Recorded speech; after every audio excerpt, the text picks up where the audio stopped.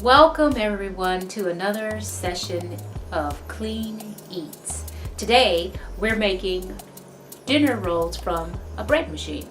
So I'm using my Bread Machine Plus. You know, I used to have one of these years ago. I had one and I used to make bread all the time when my husband and I first got married. In fact, I had it. And so it lasted me a good, I'd say 13 years or so.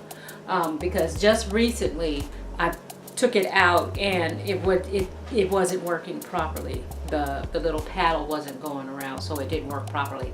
So I was very happy with the original one. As we started paying more and more attention to the ingredients that are in our foods, we always were careful, but with some of the things that have been going around nowadays, we've just become really diligent about it.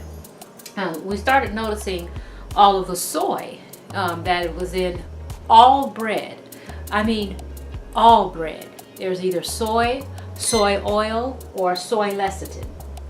Now, if you've seen some of our other videos, you know that I have had a history of cancer, and so I avoid soy. There are many reports out there that show that cancer cells thrive on soy.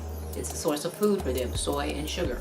So I avoid those at all costs. So I just said, you know, I'm just gonna make my bread, because the bread that didn't have the soy in it was far and few in between, and usually it was hard as rock. That millet or that spelt, and I don't know what they were doing, but it was usually hard as rock. And even in those breads, they had ingredients that were added that I didn't know. They didn't sound natural, and I didn't know of. So I thought, you know, what happened to the bread that just had flour, sugar, water, you know, some baking powder? And I remembered my bread machine, and I got it out. It wasn't working, so I got another one. My husband got me this one, the Bread Machine Ultimate Plus. So, without further ado, let's get started.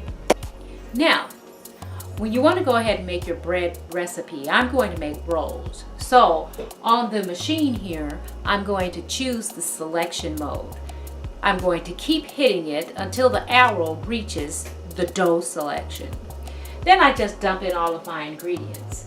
In this, we're only using sugar, flour, oil, baking powder, salt, and yeast, machine bread yeast.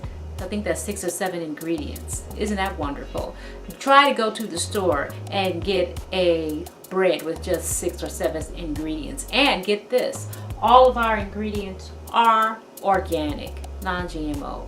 So now you can eat your bread. You know that you don't have high fructose corn syrup. You don't have any kind of soy lecithin. You don't have any kind of mono MSGs or anything like that. You just have raw, natural, organic ingredients. I feel really good about that. So I go ahead, I dump all of my ingredients in my bread machine. Now, the ingredients are going to differ depending on what kind of bread you're making. And you can get ingredients from the manual itself, or you can go online and there's a plethora of bread machine recipes out there. So in the bread man, you always put in your wet ingredients first, followed by your dry ingredients. The last ingredients you put in is your yeast. You want to make sure to keep your yeast away from the water, the sugar, and the salt. So put your wet ingredients in, put in your salt and sugar, then pile on your dry ingredients. Your flour is going to cover all of that water. Put in your baking powder, put a little bit of oil, put in your yeast, and it's not going to contact it. The reason why that is because as soon as the yeast contacts one of those ingredients, it activates the yeast. Now, if you're going to make your bread right away, it doesn't matter. But this machine has a delayed start button.